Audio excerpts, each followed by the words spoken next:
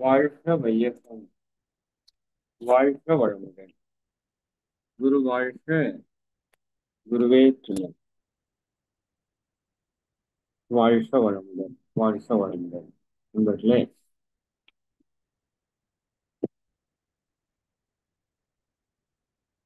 வாழ்க இறைநிலை, வாழ்க பிரபஞ்சம், வாழ்க வையகம், வாழ்க வளமுடன், வாழ்க வளமுடன்.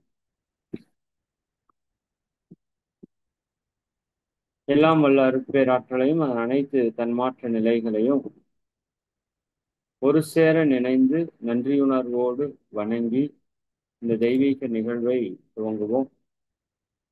ஆசான் அருட்தந்தை வேதாத்திரி மகரிஷி அவர்களே நம்மோடு சூக்குமமாக நிறைந்திருந்து இன்றைய தெய்வீக நிகழ்வுகள் அனைத்தையும் மிக சிறப்பாக நிகழ்த்தி கொடுப்பாராக.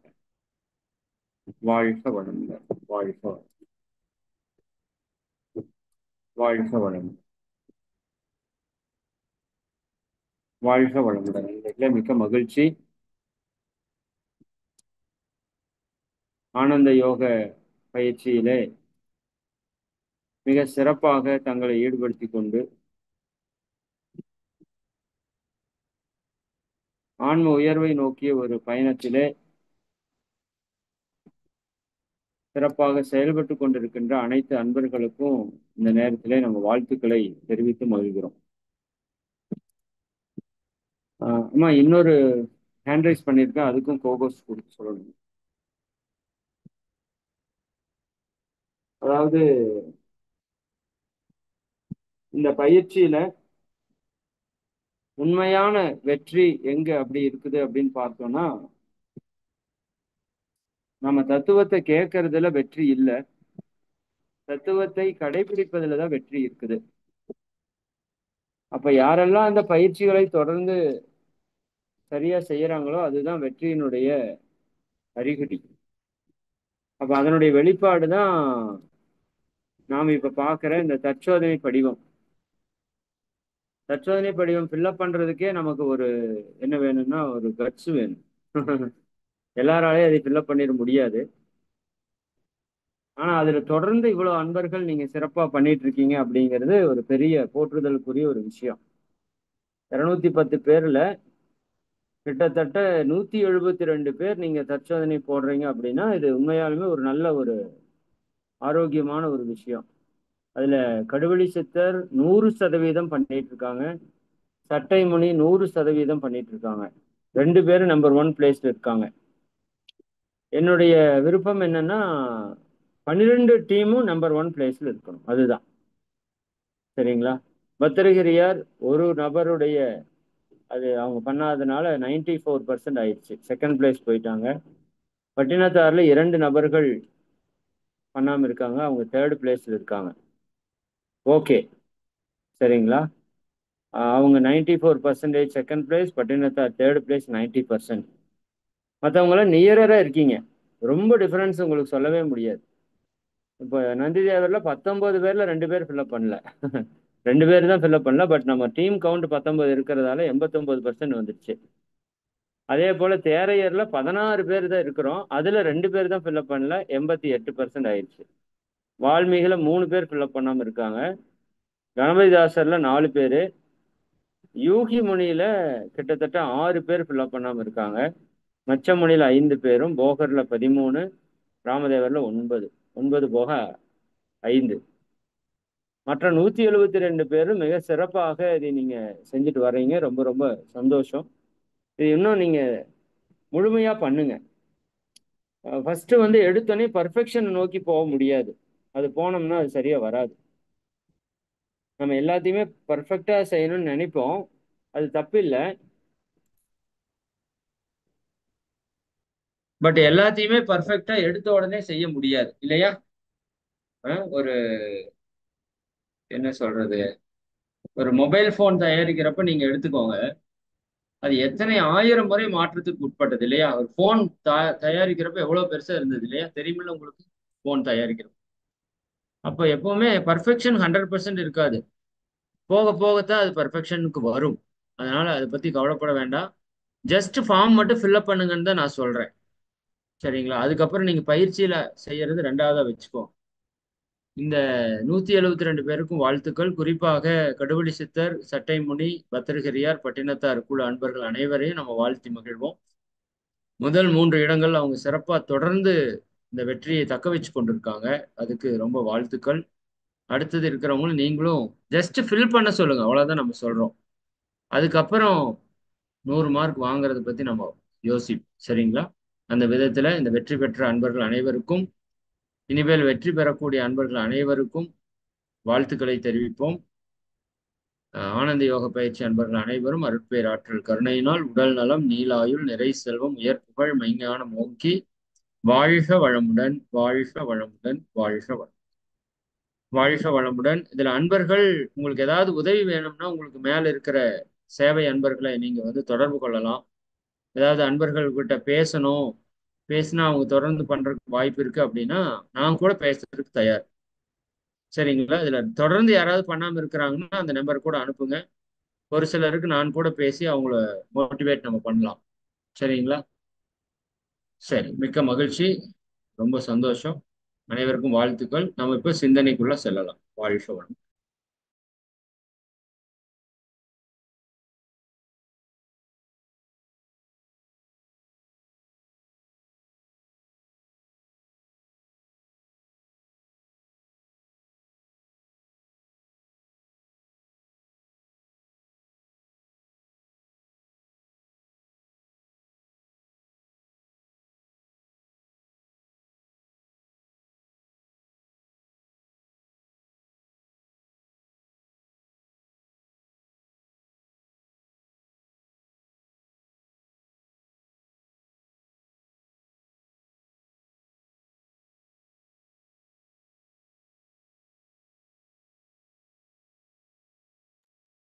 ஆமா, இந்த ஸ்கிரீன் ஷேர் ஆயிருக்கா?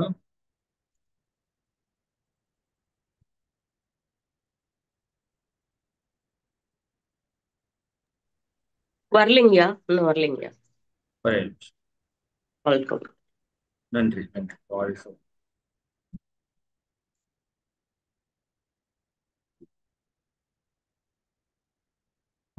பிரபஞ்ச உயிரணு தன்மாற்றம்.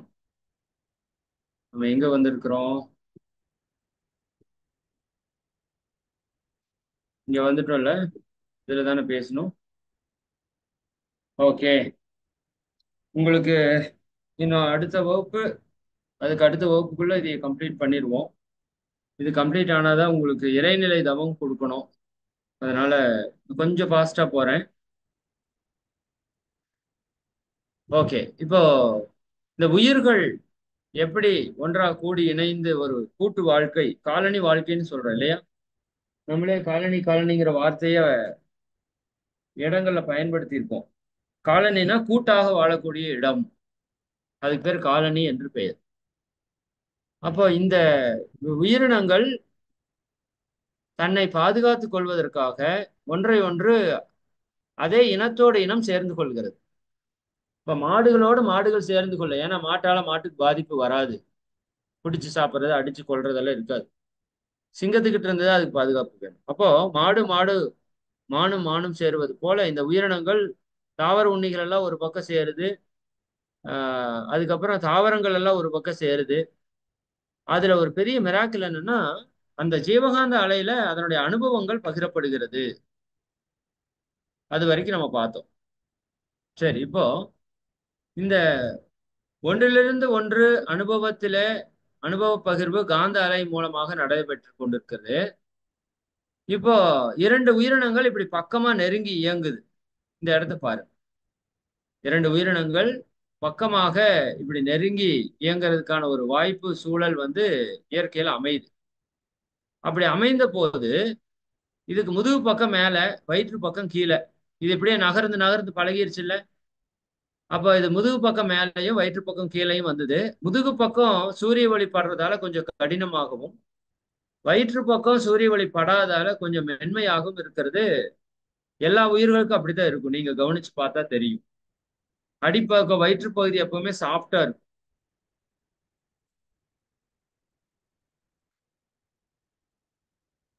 மேல் பகுதி ஹார்டா இருக்கும். ஏன்னா சூரிய ஒளி பட்டு பட்டு அப்ப இந்த இடத்துல இருக்கிற உடம்புல இருக்கிற அந்த கொழுப்பு சக்தி எல்லாம் அப்படியே மேல வந்து அது கெட்டியாகி அது எலும்பாக மாற்றம் பெற்றது. அதனால முதுகுத்தண்டு எலும்பு எல்லாத்துக்கும் மேல இருக்கிறது நீங்க பார்க்கணும். சரி, இப்ப வயிற்றுப்போக்கு லேசா இருக்கும்போது இந்த மாதிரி ரெண்டு உயிர்கள் பக்கம் பக்கமா இயங்குது. அந்த பக்கம் பக்கமா இயங்குனதுல இந்த இரண்டினுடைய காந்த களமும் அடர்த்தி அதிகமாகும். சரிங்களா? மற்ற இடத்துல இருக்கிறத விட இந்த இடத்துல ரெண்டு பக்கம் வரும்போது காந்தத்தினுடைய அடர்த்தி அதிகமாகுது. அப்போ எந்த ஜீவன் வயிற்று பக்கம் முதுகு பக்கத்தை விட மென்மையாகவும் ஜீவகாந்த வெளிப்பாடு அதிகம் உடையதாகவும் இருக்கிறது. இயற்கையிலேயே அப்படி இருக்குது. சரிங்களா? அப்ப அந்த இரண்டு ஜீவன்கள் தம்முடைய வயிற்று பக்கமாக நெருங்கி நிற்க அவற்றிடையே அமையும் அந்த ஜீவகாந்த திணிவு ஒரு ரசாயன மாற்றம் அடையுது. இந்த ஜீவகாந்தம் திணிவு பெற்றது, அதுல ஒரு கெமிக்கல் ரியாக்ஷன் நடக்குது. சரிங்களா? ரசாயன மாற்றம் நடக்குது. அப்ப என்ன ஆகுதுன்னா அந்த செல் சுவர்கள் கரைந்து போய் கரு பரிமாற்றம் நடைபெறுகிறது. பாருங்க, இந்த இந்த போட்டோல இதுக்குள்ள ஒரு உயிர் இருக்கு, இதுக்குள்ள ஒரு கரு இருக்குது. இங்க ஒரு உயிர், இதனோட கரு இருக்குது. சரிங்களா? ரெண்டினுடைய கருவும் இருக்குது. அப்போ இந்த செல் சுவர் ரெண்டும் கரைந்து ஒன்றாக மாறக்கூடிய தன்மை வந்த போது இதனுடைய கருவினுடைய ஒரு பகுதி அந்த உயிருக்கும், அதனுடைய கருவினுடைய ஒரு பகுதி இந்த உயிருக்கும் என்ன ஆயிடுச்சு? பரிமாறி கொண்டது. அப்படியே அலைகள் மூலமாக அந்த அனுபவத்தை பகிர்ந்தது. அப்ப போறது வந்து ஒரு அளவுக்கு தான் இருக்கும். அலைகள் மூலமா முழுசா அங்க இருக்கிற விஷயத்த எடுக்க முடியாது. பட் அந்த கருமையமே ஒரு பகுதி பகிர்ந்து வரும்போது அதனுடைய முழு தன்மையும் நமக்கு வந்து இதுல ஷேர் ஆகுது.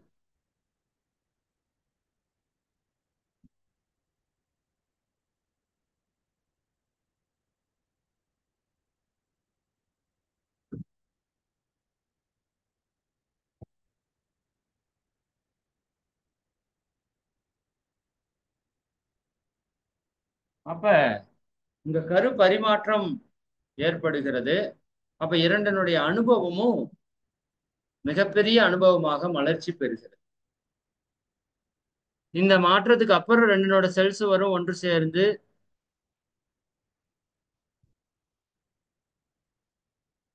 அந்த ரெண்டு தனித்தனி உயிர்களாக வாழ்றதுக்கு ஆரம்பிக்குது.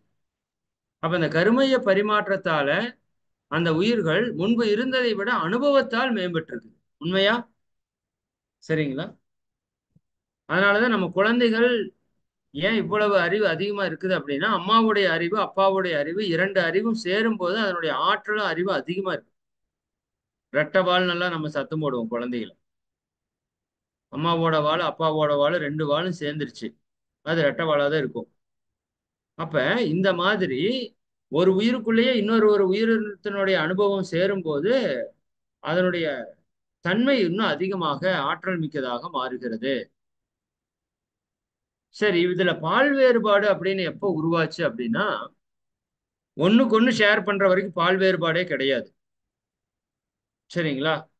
ஆனா அந்த கருமைய பரிமாற்றத்திற்காக ஒன்றோடு ஒன்று நெருங்கி நிற்கும் போது ஒன்று மற்றொன்றை அழுத்தி தன்னுடைய கருமையத்தினுடைய ஒரு பகுதியை ஒண்ணுக்கு அனுப்புது.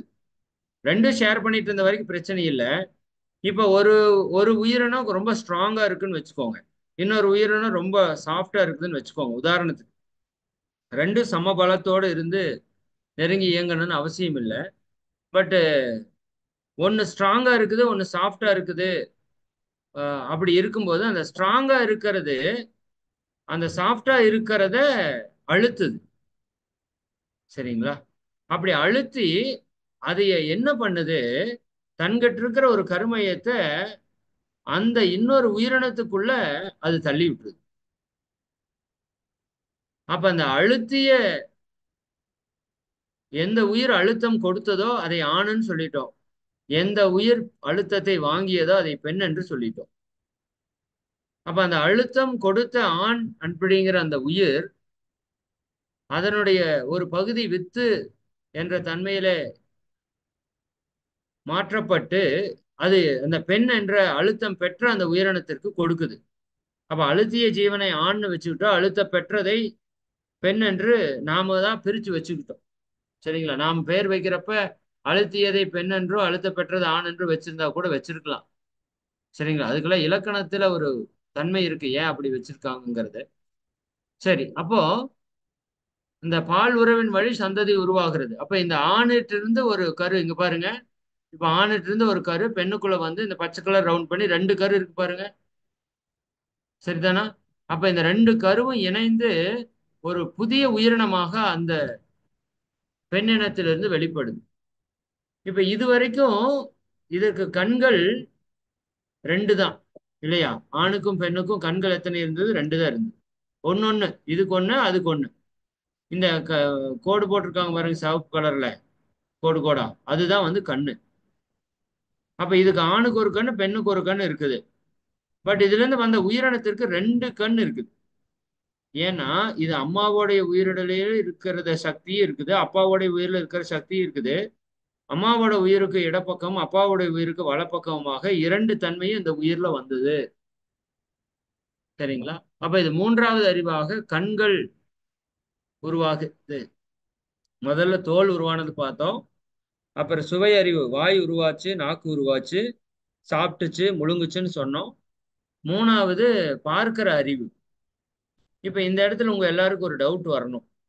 நீங்க ரெகுலரா ஆழமா தத்துவ சிந்தனையில இருந்தீங்கன்னா,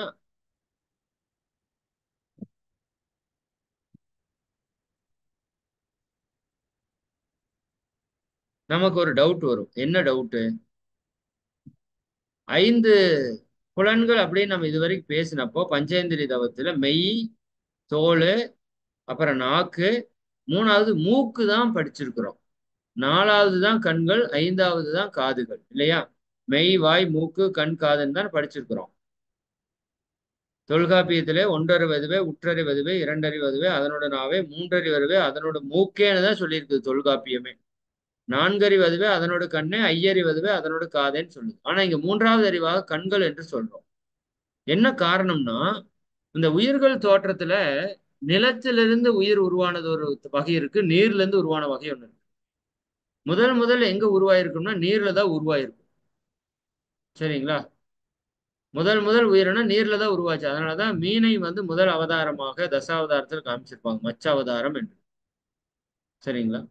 அப்ப அந்த நீர், அதுல இருந்து உயிர் உருவானுச்சு. அப்ப அதுல முதல் வந்து தோல் வந்துச்சு, அப்புறம் வாய் வந்துச்சு. 3வது நீருக்குள்ள மூக்கு வர்றதுக்கு வாய்ப்பு இல்லை.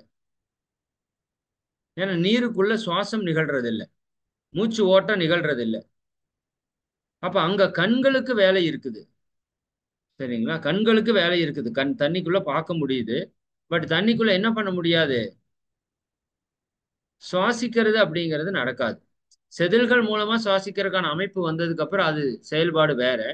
பட் டைரக்டா வாசனை உணர்வை நுகர்வதற்கான வாய்ப்பு அதுல இருக்காது. அப்ப இது நீர்வாழ் உயிரினங்கள்ல 3வது அறிவு கண்கள் அப்படின்னு நீங்க மனசுல வச்சுக்கோங்க. பட் தவம் பண்றப்போ, பொதுவா தத்துவம் பேசும்போது 3வது அறிவு மூக்குதான். சரி, அப்ப அழுத்த பெற்ற ஒன்று தன்னுடைய கருமையத்தினுடைய ஒரு பகுதியை பிரித்து வித்துவாக்கி அதை இன்னொரு உயிரினத்தினுடைய வித்தோடு இணைத்து புதிதாக ஒரு ஜீவனை உருவாக்கி வெளிப்படுத்துகிறது. சரிங்களா? சரி, அப்ப தந்தையினுடைய உயிராற்றல் ஓட்டம் வந்து வளச்சுழலாகவும் தாயினுடைய உயிராற்றல் ஓட்டம் வந்து இடச்சுழலாகவும் முதல்ல உயிர் உருவானப்பவே வந்துருச்சு. அப்ப 2 கண்ணு பாருங்க, தோல் ஒண்ணுதான் இருக்கும், வாய் ஒண்ணுதான் இருக்கும் இல்லையா? கண்கள் மட்டும் 2 இருக்குது. ஏன்னா அம்மா அப்பாவோடது. அதுக்கப்புறம் மூக்கு துவாரம் வந்து 2 இருக்கும், அம்மா அப்பாவோடது. வலப்பக்கம் ஓடிச்சுன்னா அப்பாவோடது, இடப்பக்கம் ஓடிச்சுன்னா அம்மாவோடது. சரி, காதுகள் 2 இருக்கும், ஒன்னு வலப்பக்கம் இன்னொன்னு இடப்பக்கம். அதனால முதல்ல தோன்றிய 2 புலன்கள் ஒற்றையாகவும் அதுக்கப்புறம் தோன்றிய 3 புலன்கள் இரட்டையாகவும் இருக்கும். சரிங்களா? சரி, இப்போ இந்த அக எழுச்சியும் உருவ தோற்ற மாற்றமும். அப்ப இது தண்ணியில வசிக்குது, இதனுடைய தோல் அமைப்பு ரொம்ப மென்மையா இருக்குது. இதை மற்ற உயிர்கள் பிடித்து சாப்பிடுது. இது ரொம்ப சாஃப்டா இருக்கிறதுனால அப்ப அது அதனுடைய அகம் ஏங்குது. நான் கொஞ்சம் எனக்கு தோல் கடினமா இருந்து பிறர் பிடிக்கிறப்ப நழுவி போற மாதிரி இருந்தா பரவாயில்லையேன்னு அதனுடைய அகம் ஏங்கும் போது அதற்கு இந்த செதில்கள் உருவாகின்றன. அதனால மீனை பிடிக்கிறது கஷ்டம் இல்லையா? கையில பிடிக்கிறது ரொம்ப கஷ்டம். இன்னும் அது சிறிய துடுப்புகளோடு மெதுவா நகர்ந்து போனது. இப்ப அது தன்னை காப்பாற்றிக் கொள்வதற்காக அதனுடைய அகம் இயங்கும் போது அது பெரிய துடுப்புகளாக மிக வேகமாக நீந்தி செல்வதற்கான துடுப்புகளா மாறுது. அதே போல அதனுடைய செதில்கள் என்று சொல்லக்கூடிய அமைப்பு, செபில் என்று சொல்லக்கூடிய அமைப்பு எல்லாமே உருவாகுது. அதுல காற்றை சுவாசிக்கிற அளவுக்கான ஆற்றலும் அந்த உயிர்களுக்கு இயற்கையில அமையுது. இதெல்லாம் அந்த உயிர் ஏங்க ஏங்க அதுக்கு இறைவன் கொடுத்த கொடை. உருவமே மாறுதுன்னா எவ்வளவு எப்பேற்பட்ட விஷயம்னு யோசிச்சு பாருங்க. துடுப்பு இல்லாத ஒரு உயிருக்கு துடுப்பு உருவாகுது. நமக்கு உள்ள இருக்கிற கிட்னி சரியாகுமான்னு இன்னும் டவுட்டா இருக்கு. சரிங்களா? அப்படித்தானே? துடுப்பே இல்லை அந்த உயிருக்கு துடுப்பு உருவாகி கொடுக்குது இயற்கை. பட் நம்ம உடம்புல ஒரு சின்ன பிரச்சனை சரியாகுமாங்கிறது நம்ம இன்னும் நம்பாம நம்மை நாமே ஏமாற்றி கொண்டிருக்கிறோம். சரிங்களா? அப்ப சுவாசிக்கிறதுக்கு ஏற்ப சவ்வூடு பரவக்கூடிய ஒரு மென் தோள்கள், நுண் துடுப்புகள், சரிங்களா, இதெல்லாம் செதில் சக்தி வாய்ந்த துடுப்புகளாக பூந்தசைகளாக மாற்றம் பெறுகிறது. இந்த மீனத்தை அன்னைக்கு நம்ம பார்த்தோம். சரிங்களா? சரி, இது பேர் சேற்றழைவான் அப்படின்னு தமிழ்ல சொல்லுவாங்க. மட் ஸ்கிப்பர் ஃபிஷ். அப்போ அந்த உணவை தேடி கரையோரம் வருது இந்த உயிர். அப்ப அந்த அலை வேகமா அடிக்கிறப்போ கரையில தூக்கி வீசப்படுது. அப்படி வீசும்போது நேரடியாக காற்றை சுவாசிக்கக்கூடிய நிலை உருவாகுது. அது வரைக்கும் அந்த மீனுக்கு உருவாகல. அப்படி முதல்ல உருவானது கொஞ்ச நேரத்துல அப்படியே தத்தி புத்தி மறுபடியும் தண்ணிக்குள்ள வந்துருச்சு. மறுபடியும் தூக்கி எறியப்படுது, மறுபடியும் சுவாசிக்குது. இப்படியே இது கொஞ்ச நாள் ஆக ஆக இந்த மீனுக்கு நீரில வாழ்றக்கூடிய தன்மையும் நிலத்துல வாழ்றக்கூடிய தன்மையும் இயல்பா வந்துருச்சு. இதுக்கெல்லாம் பல ஆயிரம் ஆண்டுகள் ஆயிருக்கு, உடனே வந்திருக்காது. சரிங்களா? At times fishes are thrown out to land by the waves. Suffers for breathing. This is helped by the consciousness to withstand even thrown out of water, leading to the involvement of reptiles. அப்ப இது வெளியில இந்த உயிரினங்கள் நிலத்துல வாழ்வதற்கான ஆற்றலையும் இந்த சக்தி ஏற்படுத்துது. இதை சொன்னால சேற்றலைவான் மட்ஸ்கிப்பர் ஃபிஷ் அன்னைக்கு நம்ம பார்த்தோம். நீரையொட்டிய கரையோர பகுதியில் வாழக்கூடிய சூழ்நிலை காலத்தால் உருவான போது நீரிலும் நிலத்திலும் வாழக்கூடிய ஆம்பிபியன்ஸ் என்று சொல்லக்கூடிய உயிரினமாக மாற்றம் பெறுகிறது. அப்ப கடற்கரை ஓரங்கள்ல சதுப்பு நிலங்கள்ல இந்த சேற்றலைவான் என்று கூடிய வேட்டி உழுவை மீன் சரி பெரும்பாலும் நீருக்கு வெளியில் உயிர் வாழும் சிறப்பை பெற்றிருந்தது. இதற்கு அடுத்த லெவல்ல தவளை, இதனுடைய அடுத்த வெர்ஷன் அப்படி வச்சுக்கோங்களேன். தவளை முதல்ல பாத்தீங்கன்னா அந்த மீன் குட்டி மாதிரி தான் இருக்கும், மீன் குஞ்சு மாதிரி தான் இருக்கும். சரிங்களா? அப்படியே அது வளர வளர வளர வளர இதுக்கு நீர்ல வாழ்ற சக்தி இருக்கு, நிலத்துல வாழ்ற சக்தியும் இருக்கு. சரிங்களா? அப்ப நிலத்துக்கு வரும்போது அதுக்கு என்ன வந்திருக்க ஆரம்பிச்சிருச்சு, லங்ஸ் ஃபார்ம் ஆக ஆரம்பிச்சிருச்சு. ஏன்னா மூச்சு காத்து இழுத்து இழுத்து பழகும் போது புதுசா லங்ஸ் கிரியேட் ஆகுது. இதுதான் நான் படுற ஆச்சரியம் என்னன்னா, லங்ஸே இல்லாத ஒரு உயிரினத்துக்கு லங்ஸ் கிரியேட் ஆகுது. நம்ம லங்ஸ்ல இருக்கிற ப்ராப்ளம் சரியாகுமான்னு யோசிச்சுட்டு இருக்கோம். சரிங்களா? இதுதான் நம்ம சிந்தனைக்கு இறைவனுடைய ஆற்றலுக்கு இருக்கிற மிகப்பெரிய வித்தியாசம். சரிங்களா? இப்ப லங்ஸே இல்லாதவனுக்கு லங்ஸ் உருவாகுது அப்படின்னா, உருவாக்கி கொடுக்குது இயற்கை அப்படின்னா, நம்ம உடம்புல எவ்வளவு பெரிய ஆற்றல் இருக்குதுன்னு புரிஞ்சுக்கோங்க. இறைவனுடைய ஆற்றல் எவ்வளவு உயர்ந்ததுன்னு புரிஞ்சுக்கணும். அப்ப இது வெளியே வருது, வெளியே வரும்போது அதுக்கு லங்ஸ் ஃபார்ம் ஆகுது. சரிங்களா? அப்ப மூக்கினுடைய உட்பகுதியில் அமையக்கூடிய வாசனை என்கின்ற புலன் 4வது அறிவாக மலர்ச்சி பெறுது. சரிங்களா? இப்போ அதுக்கு தோல் இருக்குது, வாய் இருக்குது, கண் ஆல்ரெடி வந்துருச்சு. இப்போ மூக்குங்கிற ஒரு புலனும் வந்துருச்சு. அது காற்றில மிதந்து வரக்கூடிய அந்த வாசனையை உணரக்கூடிய அறிவாக 4வது அறிவாக மலர்ச்சி பெறுகிறது. அப்ப தவளைக்கு பாத்தீங்கன்னா செவிப்பறை இருக்கும். அது ஒரு சவ்வு மாதிரி இருக்கும், புறச்செவிப்பறை. சரிங்களா? அப்போ அது சென்சிட்டிவால அது உணர்ந்து கொள்ள முடியும். அந்த சவுண்ட்ஸ் எல்லாம் ஒரு தட்டின ஒரு அதிர்வை நம்மால உணர முடியுதுல, அந்த மாதிரி. அப்புறம் இது கொஞ்சம் நாள்பட அடுத்தடுத்த உயிரினங்கள் வரும்போது உள்ளே அமைந்த ஒரு செவிப்பறையாக, அப்புறம் புற காதுகளுடனுடைய கூடிய செவிப்பறையாக, இன்னைக்கு மனிதனுடைய காதுகள் வரைக்கும் வந்திருக்கு. இதுதான் 5வது அறிவாக இது மாற்றம் பெற்றிருக்கிறது. சரிங்களா? அப்புறம் இப்ப நீங்க யாராவது எனக்கு ஒரு ஆன்சர் பண்ணுங்களேன். இப்போ இந்த இது வந்து நெருப்பு கோழி, ஆஸ்ட்ரிச்னு தானே சொல்றோம். நெருப்பு கோழி, இதுக்கு ஏன் கால்கள் இவ்வளவு உயரமா இருக்குது? மான்களுக்கு ஏன் கொம்பு இருக்குது? மான்களுக்கு ஏன் கால்கள் இந்த மாதிரி இருக்குது? புலிகளுக்கு ஏன் கொம்பு இல்ல? புலிகளுக்கு ஏன் நகங்கள் கொடுக்கப்பட்டிருக்குது? அதே மாதிரி புலியினுடைய உடல் ஏன் இந்த மாதிரி வரி வரியாக இருக்கிறது? புலிக்கான பற்கள் எந்த மாதிரி இருக்குது? இதுக்கெல்லாம் என்ன காரணம்னு யாரோ ஒருத்தர் சொல்லுங்களேன் பார்ப்போம். யாரோ ஒருத்தர் ஹேண்ட் ரைஸ் பண்ணி சொல்லலாம். இதுதான் மிக முக்கியமான ஒரு பகுதி. மானுக்கு ஏன் கொம்பு இருக்குது? சும்மா கேஷுவலா சொல்லுங்க, யோசிக்கிறதுக்கு ஒண்ணும் இல்லை. ஹேண்ட் ரைஸ் பண்ணுங்க யாரோ ஒருத்தர்.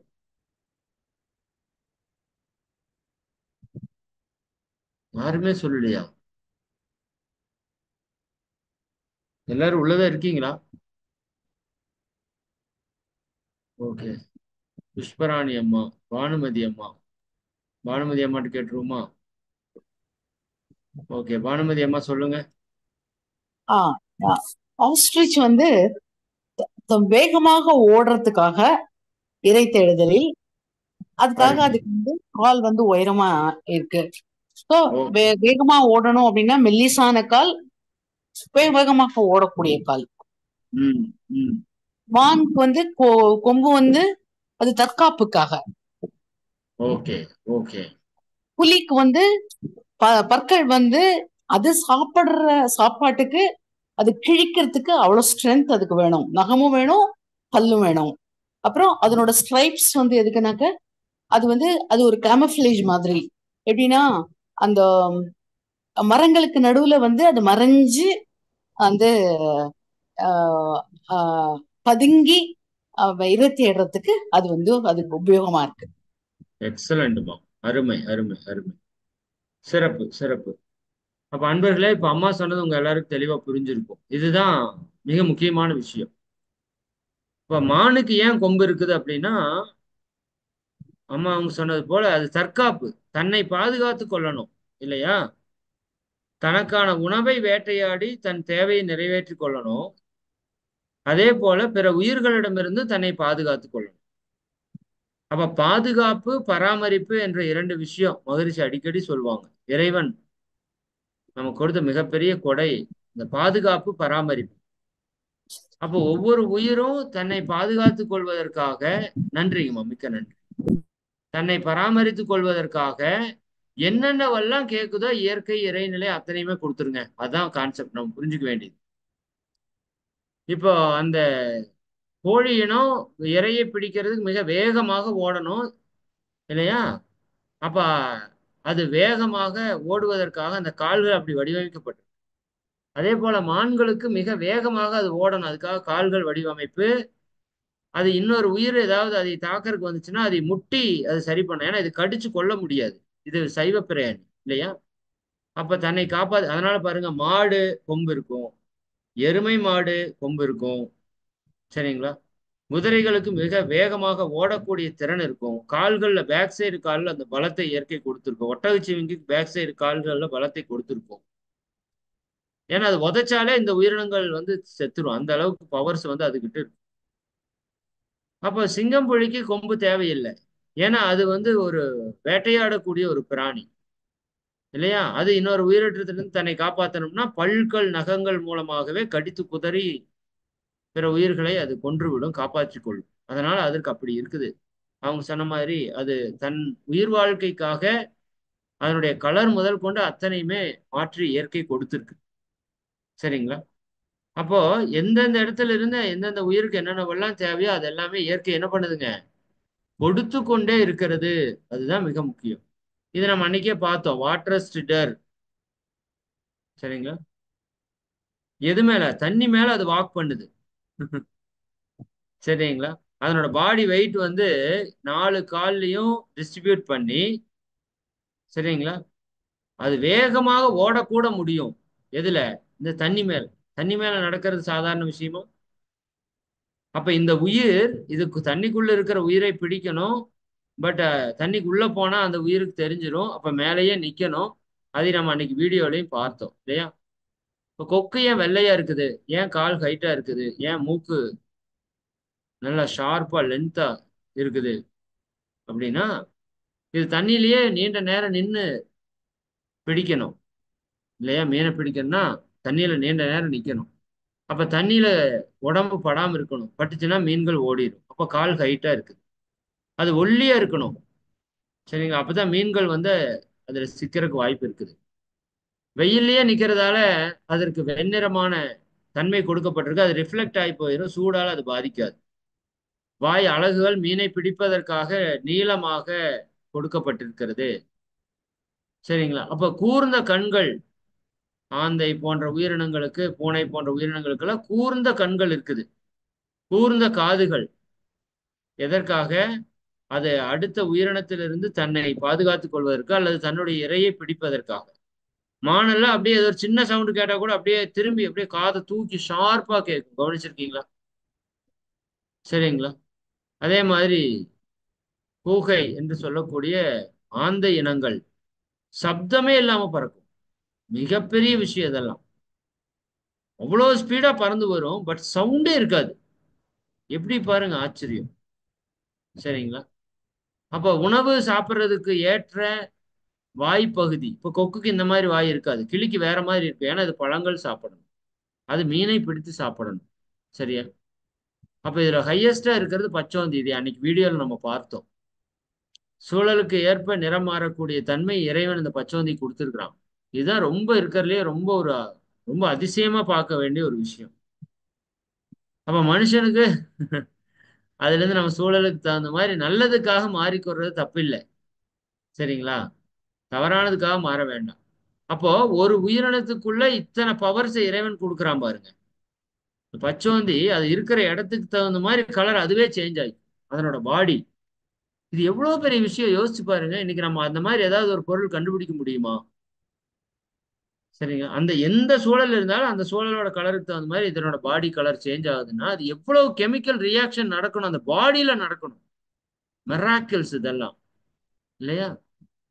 அப்ப எப்படி இது நடக்குது அப்படின்னா அந்த உயிரோட பாதுகாப்புக்காக இறைநிலை கொடுக்குது. அப்ப இத்தனை 5 அறிவு இருக்கிற உயிரினங்களுக்கு இத்தனை கொடுத்துருக்குதே இறைநிலை. அப்போ 6வது அறிவா இருக்கிற மனிதனுக்கு எப்படி எவ்வளவு சிறப்பு கொடுத்துருக்குன்னு நம்ம யோசிக்கணும். சரி, இதோட நிறைவு பண்ணிக்கலாமா? காலம் ஆயிடுச்சா? ஓ, அதிகமாகவே எடுத்துட்டேன். சரி, இந்த குரங்குல இருந்து அடுத்தது இன்னும் கொஞ்சம் சட்டம் தான், கொஞ்சம் விஷயம்தான் இருக்கு. அதை நம்ம அடுத்த வகுப்புல நிறைவு பண்ணிடுவோம்.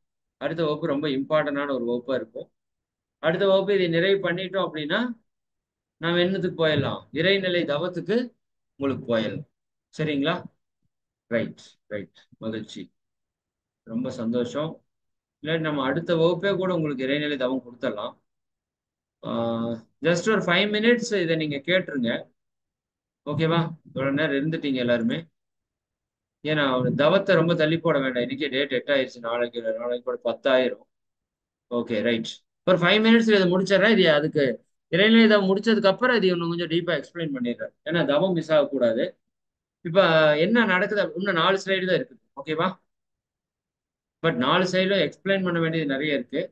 இப்ப அந்த 5 அறிவு உயிரினம் வரைக்கும் வந்த போது உடல் தேவைகள் நிறைவு பெற்றுச்சு. ஏன்னா பஞ்சபூத சக்தி நிலம், நீர், நெருப்பு, காற்று, விண், அதை உணர்றதுக்கு தோல், நாக்கு, மூக்கு, கண், காது. அப்ப உடலுக்கான எல்லா தேவையும் நிறைவு பெற்றுச்சு. இப்போ அதுக்குள்ள இருக்கிற அகம் தன்னையே அறியக்கூடிய 6வது அறிவாக எழுச்சி பெற எத்தனிக்குது. சரிங்களா? The consciousness works to rise the self to higher level of thinking. சரிங்களா? அப்ப தன்னையே உணர்வதற்கான ஒரு விஷயமா எத்தனைக்கும் போதுதான் அங்க என்ன உருவாகுது? மனித இனம் உருவாகுது. இதுல ஒரு மிகப்பெரிய விஷயங்க. இந்த இப்ப நான் போட்டிருக்கிற ஸ்லைடு, இயற்கையில ஒரு சட்டம் இருக்கு. 3 விஷயங்கள் இயற்கையினுடைய சட்டம். அதாவது வெவ்வேறு உயிரினங்கள் இனச்சேர்க்கை கொள்ளாது. நல்லா புரிஞ்சுக்கோங்க. ஒரு ஆடு மாட்டோடையோ, மாடு எருமையோடையோ, எருமை கழுதையோடையோ இனச்சேர்க்கையில ஈடுபடாது. பாலுறவு கொள்ளாது. இது இயற்கையோட சட்டம். அதுக்கு எவ்வளவு தேவை உணர்வு இருந்தாலும் இன்னொரு உயிரோட போய் அதை இனச்சேர்க்கை கொள்ளாது ஒன்று. அப்படியே இனச்சேர்க்கை நடந்தாலும் கரு உருவாகாது. ஏன்னா இதனோட குரோமோசோம் அதனோட குரோமோசோம் ஜீன்ஸ் எல்லாம் வெவ்வேறையா இருக்கிறதால வித்து ஒன்றிணைந்து கரு உருவாகாது. அப்படியே ரொம்ப ரேரா கரு உருவாயிருச்சு அப்படின்னாலும் அப்படி உருவாகக்கூடிய கரு மலட்டுத்தன்மையுடையதா தான் இருக்கும். அதனால மீண்டும் ஒரு கருவை உற்பத்தி பண்றக்கூடிய வல்லமை இருக்காது. இது இயற்கையோட சட்டம். இல்லாட்டி விதவிதமான ஜந்துக்கள் உருவாயிரு இல்லையா?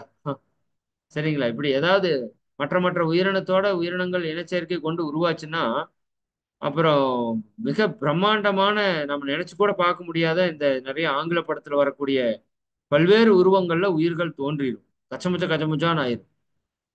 அப்ப இந்த இயற்கை ஒரு சட்டத்தை வச்சிருக்கு. வேற உயிரினங்களுக்குள்ள இனச்சேர்க்கை நடக்காமையும் அப்படி நடந்தாலும் கரு உருவாகாமையும் அப்படியே கரு உருவானாலும் அது மலட்டுத்தன்மையோட இருக்கிற மாதிரி வச்சு அந்த உயிரினத்தோட அந்த சந்ததியை அழிச்சிடும். அதுக்கப்புறம் அந்த உயிரினம் இருக்காது. ஆனால் இந்த மனித இனத்தை அது படைப்பதற்காக இந்த 3 இயற்கை சட்டங்களையும் உடைத்து இந்த மனித இனம் வந்திருக்கு. இதைத்தான் சடுதி மாற்றம் என்று சொல்றோம். அப்ப குரங்கும் சேர்ந்தா குரங்கு தான் வந்திருக்கணும்.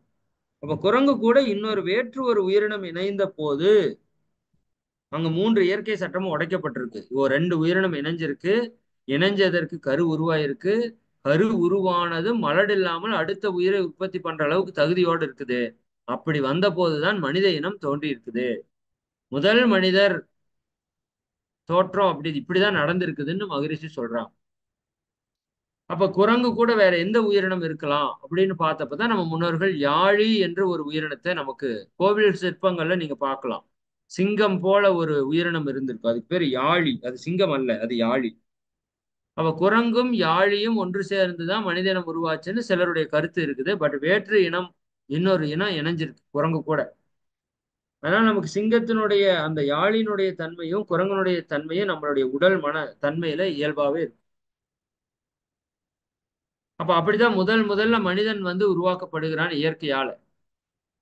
அப்படி உருவான மனிதன் காலத்தால சரிதானுங்களா கற்காலத்திலிருந்து கொஞ்சம் கொஞ்சமாக வளர்ச்சி பெற்று அறிவின் வளர்ச்சியால இன்னைக்கு நவீன காலம் வரைக்கும் மனிதனால உருவாக்கப்பட்டிருக்கிறது. சரிங்களா? ஆனா இவ்வளவு உயர்ந்த நிலையில வந்த போதும் மனிதனுக்கு தன்னை பற்றி அறியாமை, இயற்கை பற்றி அறியாமை, இந்த உலக உண்மையை பற்றி அறியாமை, அதே போல உணர்ச்சி வயப்பட்ட நிலை விலங்கிலிருந்து வந்த போது கோப தாபங்கள் எல்லாம் உணர்ச்சி வயப்பட்ட நிலை, மயக்கம், மாயை, உண்மை எது தெரியாத நிலை.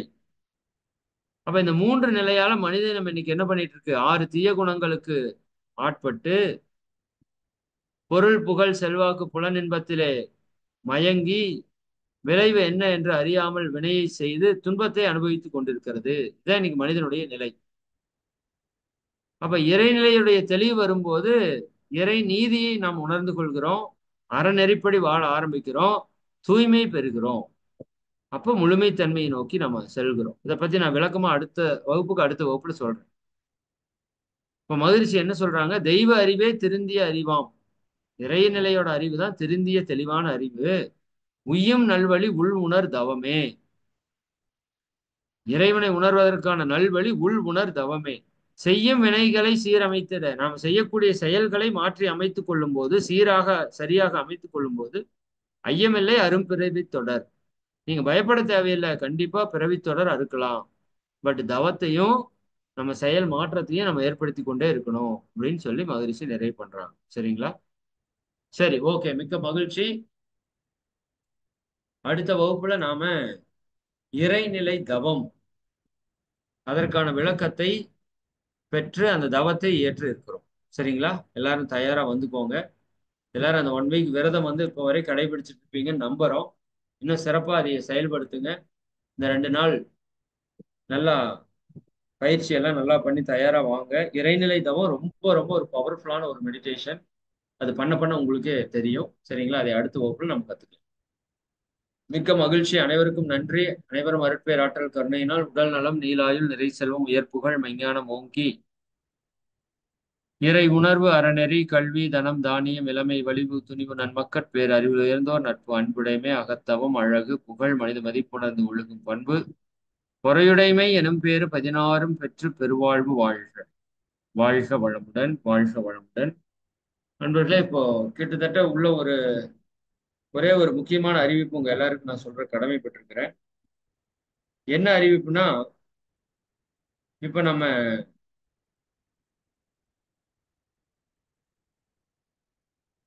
ஆனந்த யோக நிலையத்துல ஒவ்வொரு மாதமும் 2வது வெள்ளி சனி ஞாயிறுல நாம அடிப்படை பயிற்சியை அற்புதமா நடத்தி கொண்டிருக்கிறோம். சரிங்களா? அப்ப அந்த அடிப்படை பயிற்சி ஒவ்வொரு மாதம் சிறப்பா நடக்குது அப்படின்னா அதுக்கு யாரு ரெஸ்பான்ஸ்னா நம்ம தான் ரெஸ்பான்ஸ். இப்ப கிட்டத்தட்ட 150 பேருக்கு மேல உள்ள இருக்கிறோம்.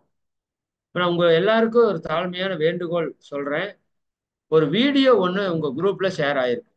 என்னுடைய வீடியோ தயவு செய்து அதை பாருங்க. ஒரு 10 நிமிடம் நான் பேசியிருப்பேன். தயவு செய்து அதை நீங்க இன்னைக்கு பார்க்கணும். சரிங்களா?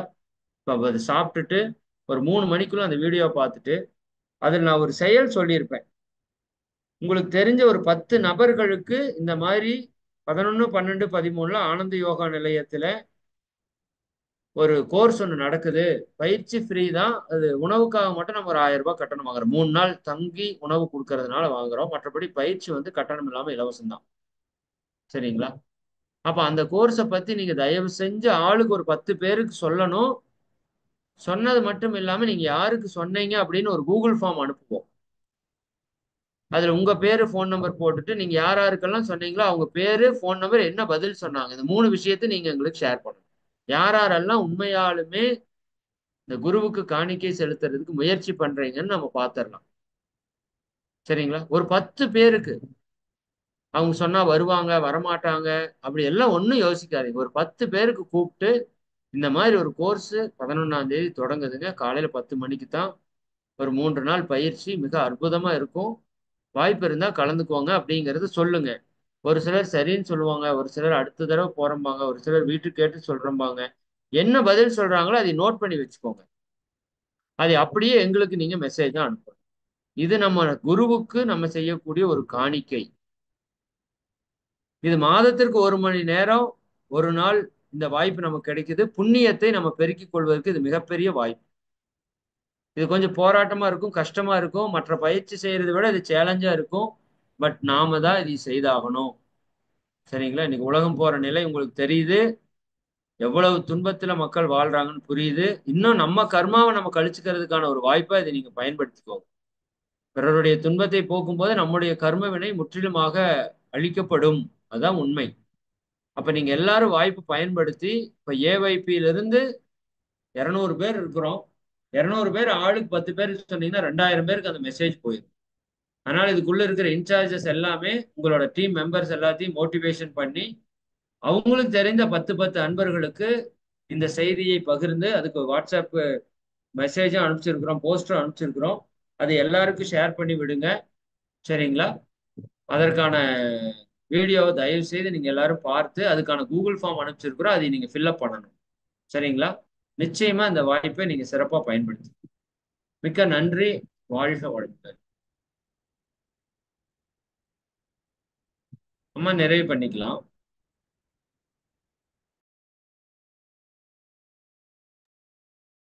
ஓகேங்கய்யா. மிகச் சிறப்பாக உயிரின தன்மாற்றத்தை பத்தி மிக சிறப்பா எடுத்துரைத்தார் ஐயா.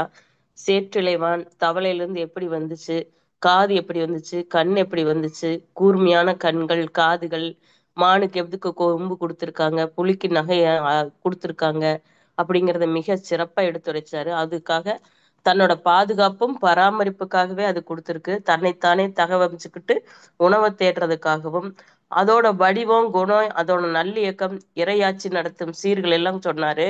கொக்குக்கு கால் உயரமா இருக்குது.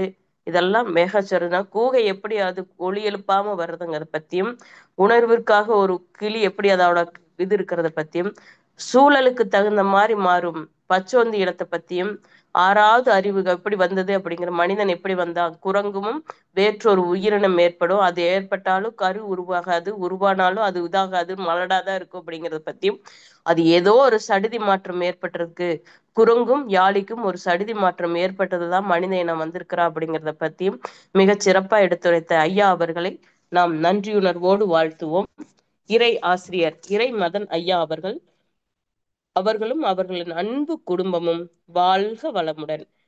இறை ஆசிரியர் இறை மதன் ஐயா அவர்கள் அருட்பேராற்றல் கருணையினால் உடல் நலம், நீலாயுள், நிறை செல்வம், உயர் புகழ், மெஞ்ஞானம் ஓங்கி வாழ்க வளமுடன், வாழ்க வளமுடன். நன்றிங்க ஐயா. உலக நல வாழ்த்து. அதுக்கு முன்னாடி ஒரு முக்கிய அறிவிப்பு. ஐயா சொன்ன மாதிரி மலையப்பாளையத்தில் நடக்கிற ஆனந்த யோகா பயிற்சி மைய நிலையத்துல ஏப்ரல் 11, 12, 13 நாள்ல 50 பேருக்கு அனுமதி தருவாங்க. அதுல யாராவது ஒருத்தங்க நம்ம